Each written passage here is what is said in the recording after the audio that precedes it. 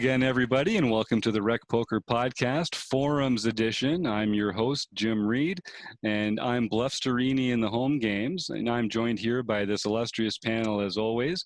Steve Fredlin, reassure everyone that you're still out there. Why don't you lead us off? Just in case you need reassurance, I'm still out here. I'm Rec.Poker Steve in our home game, and man, this is a fun panel. I love these forum discussions. Great job, Jim. All right, dive in there. Who's next? Well, I'm Rob Washam, Rabman50 on the home game and on Twitter, so you can contact me there. And I'm Chris Jones. I'm 5x5 on PokerStars and 5x5 on Twitter. And I just had a better ace than Steve in the home game. Or pretended to. I'm Taylor Moss, also known as Gopher Boy TJM on the PokerStars home game. You can find me on Twitter. It's at Taylor_Moss. Just this past week, I finally hit the threshold of even number of followers and people following me, or people that I follow and people following me. So maybe we can get some people out there to kind of push me up and make me feel like I'm a bigger deal than I am if you go out and follow me. I was just excited when you said you got to even number followers. I was like, 2 followers, that's great. Yeah. It's been so brutal only having an odd number this whole time. All right, mute him. And I'm John Somsky, Poker Geek MN, and I'm happy to be here. As are we all. I love this group. I love hanging out here and talking poker with these guys. So let's get right into it. So every episode, we take one discussion post from the rec.poker forums. This one's from Monkey System, a regular poster and one of our premium members. So I'm just going to read through what Monkey System has to say here, and then we'll get on into the conversation. So this is a hand taken from the nightly PokerStars home game. And Monkey System says, in the big blind, I flatted a small raise. Then on the flop, checked to the pre-flop raiser. The pre-flop raiser makes a minimum bet. This player does that a lot on the flop and turn with virtually his entire wide range. You can't fold because he'll print money. If you call, you're giving him a cheap turn card for his draw. If you make a pot-size raise with a polarized range, you've let him get out of the hand cheaply. You could make a raise that prices him in for his draw while causing him to invest an incorrect price if he had the amount of his microbet. You would do that with a more condensed range. He could fold and get away cheaply, call and treat you like you just made a donk bet, or blow you off the hand with a polarized range. No matter which way you play it, you're giving him information he wouldn't have had if he had just checked behind like people usually do. This is my favorite part of Monkey System's post here. He's like some NFL quarterbacks who use the cadence to force the defense to declare themselves and then exploits the additional information. I'm getting my butt handed to me. Help. At Monkey System, I got to tell you, first of all, you're not the only one who's getting their butt handed. And I think I know who you're talking about. I think I know the player in our home game that you're talking about. I don't want to get their name out on the airwaves publicly. But I think they know who we're talking about too, and I'm pretty sure their first name starts with the letter M. So we'll see. I think player whose first name may or may not start with the letter M, get involved in the forums and let us know if you are who we think you are. But this player, M, has been wreaking havoc all over Rec.Poker Nation. This isn't the first time they've come up in the forum. And they've got this aggressive betting style. They bet a lot from out of position on every street with every holding, no matter what the action is. It's hard to pin them down. And as you can see, Monkey System is having some trouble responding to this. So does anyone have any insights they want to throw out there right off the bat? Have you experienced this player? Yeah, I've experienced him a lot. Yeah, for sure. And, Keith Brandt is Monkey System. I love the way Keith thinks, and I love that he brought this up.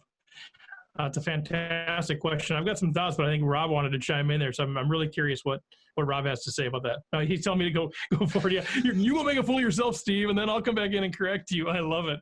Rob's like our bet sizing guru, so I love that. Yeah, I think it's tricky to play against. I mean, what I found is, I'll generally come back with pressure.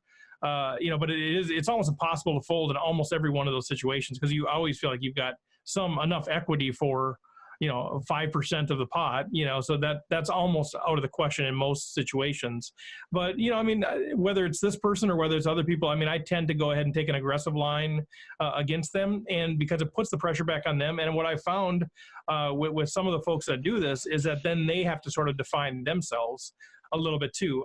They do fold quite frequently, and so you can say, well, they got some information for cheap. That's fine. So I think the exploit is, because they're doing this so often, I think the exploit is to raise more often and put some pressure on. And typically I will size it up a little bit. If it's 100, I might go, 600, 800, make it a half a pot size bet or something like that. And what I've found is generally those people sort of define their hand at that point. So that's been the approach I take, but I'm happy if I've got enough, if I have equity, if I've got a gut shot or whatever, I'm happy to just peel. But if I don't have any equity, I'll go ahead and raise that and see what happens. Yeah, I agree. I think that's kind of what I was going to say. Basically, if I have a hand with say a draw, a flush draw, maybe like you say, a gut shot, something like that, I might just call to see one cheap, because I'd like to see one cheap right there too. And if I do have a real hand that I feel I'm ahead of, that's another one where, okay, I'm just going to call it off, because he's going to continue to do that. And he's going to, like you say, he's going to define his hand. If you go ahead and do raise him, if he calls, that means he got something there. He got some of the flop.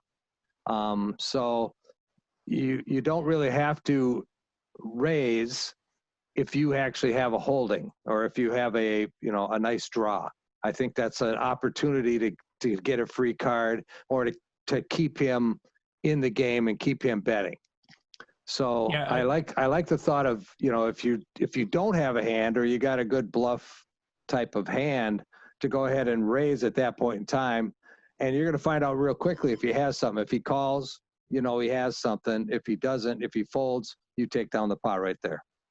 Yeah, I think the trickiest part of it is when you're nutted against him and it's heads up. Now, I'd say it's usually multi-way, right? Like, I think, these tournaments, a lot of times it goes multi-way, and he's leading small. So if I'm nutted, I just call and hope somebody else comes over the top, and that works well. I think it is tricky when you're nutted against him, like, because you don't want to raise him off of that, but I want to be balanced, so I'm not just raising my bluff. So that is where it gets a little bit tricky to me, is how do I get value out of him in those spots? But. Mm-hmm. I think a key thing. Sorry. Go ahead, Taylor. Okay. I think a key thing that you said there, Steve, is balance. And like the whole point of this like small lead is to take you off balance. And I think a lot of people become unbalanced when this small lead comes out to them. One of the first things that I heard you say, Steve, that I think is the way a lot of people think about it, but also kind of a poor way to think about it, is like, hey, if I've got a good hand, I'm going to raise them. If I've got this draw, even a bad draw, I'm going to call and try and realize my equity. And just taking that simplistic approach, like split your range in half in terms of, hey, I've got value when I raise and I don't have value when I just call. And that's a huge piece of information for your opponent to get, especially for only a min bet or a really small bet that they're putting out against you. So you have to make sure that you're staying balanced in these spots, because otherwise it makes your opponent really easy for them to understand how you're playing and to play against you. So you have to find that balance where you're not always raising when you've got a good hand. You're not always just calling when you have a draw. You need to kind of mix it in both ways. It's not the easiest thing to do. And sometimes when I see these min bets, I like to just pretend this never happened, right? Like there's a 1,400 chip pot and they let out for 200, and I go, okay, this never happened. If I want to bet here, how much would I bet? Would I bet half pot? Okay, well now the pot is 1,600, and if I want to raise, I have to go to some number that's raising it, and maybe even it's, if I want to bet 800 in that spot, I'm going to 1,000 to make the bet 800 more for our opponent to call. So it can be tough. It's not the easiest thing to play against, because it's kind of an unconventional play, and it's a play that's taking us off balance. So to counter it, we have to do our best to stay balanced and kind of make the best decisions we can at all points during this like process of flop, turn, and river. Yeah, I really like what you said there, Taylor. I kind of do the same thing, whereas I treat a small bet like that as though it didn't happen. And how I react to it depends largely on my stack size. If I'm sitting on a big stack at that point in time, I treat it exactly like a check. And if I would check behind in this situation, I just call. I'm not giving them much of any more information than I would have had I been checking. Now, if I'm on a small stack, then you've got to be a lot more careful because those bets do add up and they're a significant portion of your stack, and you may need to just fold. Whatever you do, you don't want to react emotionally to the player. Just because you're frustrated doesn't mean you should jam or doesn't mean you shouldn't fold. I mean, there are times when you're going like, he's betting $200 into a 4,000 chip pot. How can I possibly fold? But when you've got no hand and no draw and you're not going to plan on stealing the pot, then of course you should just fold. So, and that's okay. So it's just a matter of playing with your stack and not letting it throw you off balance. Yeah, absolutely. And I've also heard that expression about just pretending it didn't happen. Like when I'm playing and an opponent makes that kind of min bet on a street, my typical reaction is just to treat it like a check and to just call it as if I was checking behind, or to, as Taylor and John were saying, raise or bet into it as if I would otherwise. And the key point there that Taylor made, monkey system also refers to in the bottom of the post, is that one important part is to size your raises and bets as a function of the pot size, not as a function of that little individual bet size that you're getting. Because if he makes it 200 into a pot of 1,400 and you're like, oh, well, 3x to 600, that still does not, that you haven't actually you haven't made a functional raise there. So, and one of the things that players like this are doing, they're, in a way, they're kind of taking away the power of your position, because they allow themselves to open up the action again by that small bet. It's sort of like saying, yeah, well, you know, I actually still get the last say on this street after all. So your strategy has to do a lot more with pot control, thin value, thinking about which hands you want to play a 2-street game and which hands you want to play a 3-street game. Because when you're in position, you want to preserve that ability to cap the size of the pot, to control the size of the pot, and to have that last word. So one way to do this might be kind of turning it into a 2-street game, which, as Steve says, is annoying if you're there with the nuts. Yeah, and I mean, you know, he might be getting, if he's betting 5% a pot on average, he might be getting more than 5% fold equity with that too. So that might be part of the consideration. I think it's interesting, hearing you guys talk, I realize that maybe I'm not the only one that is into this, but maybe there's a psychological thing that happens to me, at least in this deal. Is like, you know, if it's check to me, you know, with my draws, I think I balance those pretty well as far as check backs and raises. But when he bets the small bet, or whoever does, I think I tend to just try to see it for cheap. For that, something psychologically just says, "Ooh, I can see it. See if I hit my draw for just that much," and so I become unbalanced. I think I'm balanced in terms of raising with value and bluffs, but in terms of those draws, I think what's happening for me is I'm just calling behind a lot more than I should if I were just pretending it never happened. So that's an interesting insight for me. And some of those draws could be used as your bluffing hands too, right? I mean, that's a very common practice would be to do a bluff with some sort of a draw, some sort of a straight draw or a flush draw could really be used as a bluff. Because even then, if he does call, and now you know that he's actually connected, well, now you have more information. You still have a very good opportunity to win the hand if your flush or straight comes in. So there is their opportunity there too to include those with your bluffs. That way you do have a better balanced range. Does this, just a curiosity, does this strategy continue in later decisions, later streets, later spots, min clicking it back, turn bets, that kind of thing? Based on my hands with this player, I've seen it on flop, turn, and river, really in a wide variety of circumstances. And I have seen some bigger sizing on the turn. I haven't gotten enough hands to really drill down into the river sizing, but I'm coming for you, Player M. We're going to crack the code. We're getting you in the HUD and we're breaking you down. But I did notice some bigger river sizing or some bigger turn sizing from time to time. So they might be sort of like establishing this on the flop and then getting a little more exploitative on the turn. I haven't seen a lot of clickback raises though. These tend to be first action bets. Yeah, I think that what makes it a little bit tricky is because he will continue most streets, at least the player I'm thinking of. And so it's not like some players where you can just purely float and just know that they're going to give up on turn and river. So even though they're small bets, I think that would be for sure the play to do would be just call flop all the time. And if they check turn, fire turn, take the pot. But that's he generally continues every street, even though they are micro bets.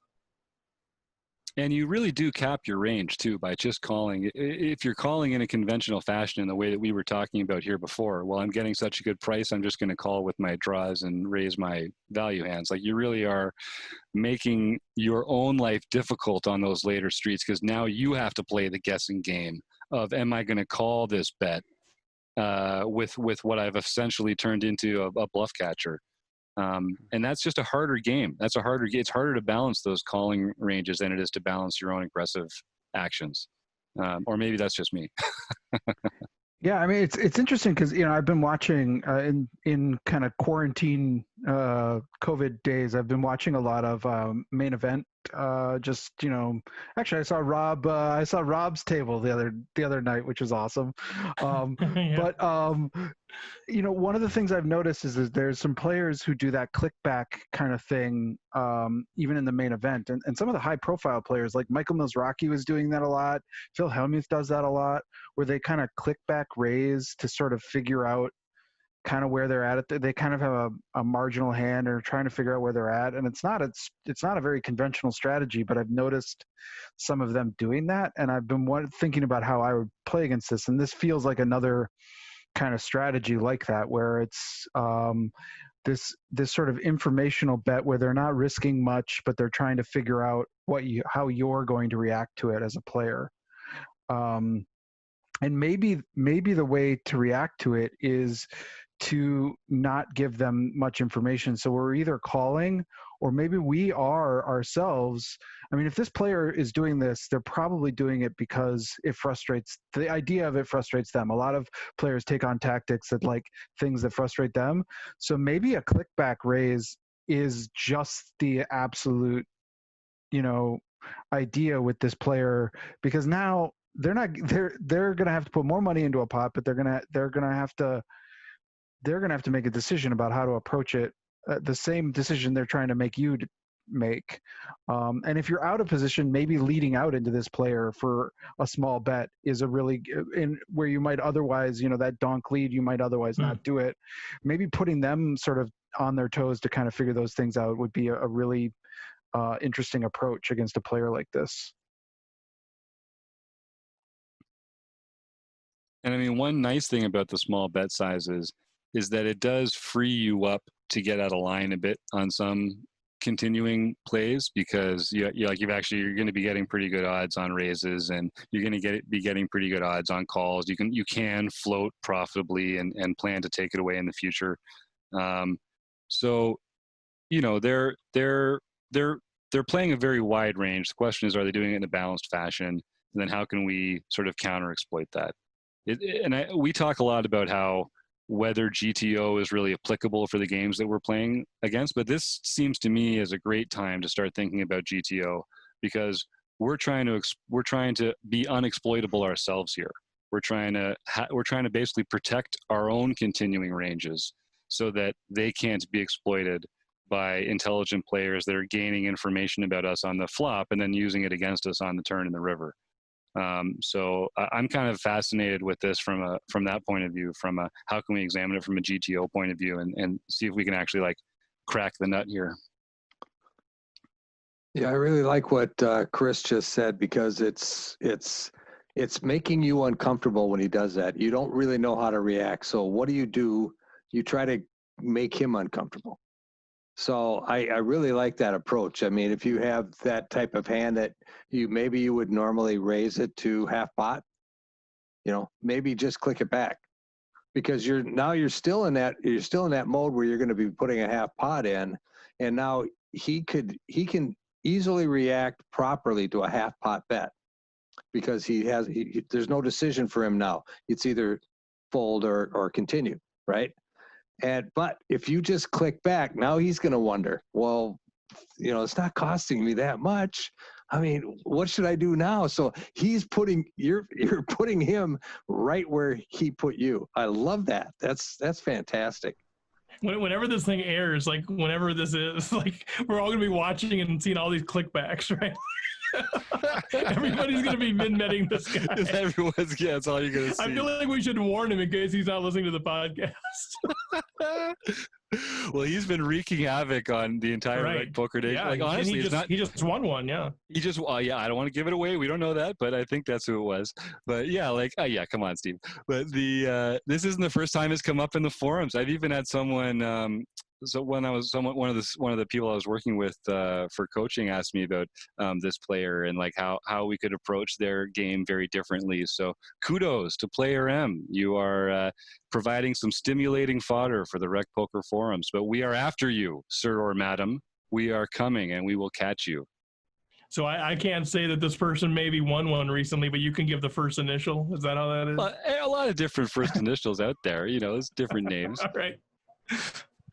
But there are more than one. There's more than one player that does this as well. There's one person I think that does it more often, but there's several people that do this. So yes. Interesting, good stuff. All right, fun. Well, I hope we gave Monkey System something to talk about. We were in the forum. You can read a little more about how we might exploit this from a GTO perspective, how we might balance some bluff and value ranges in that spot. So go and check that out.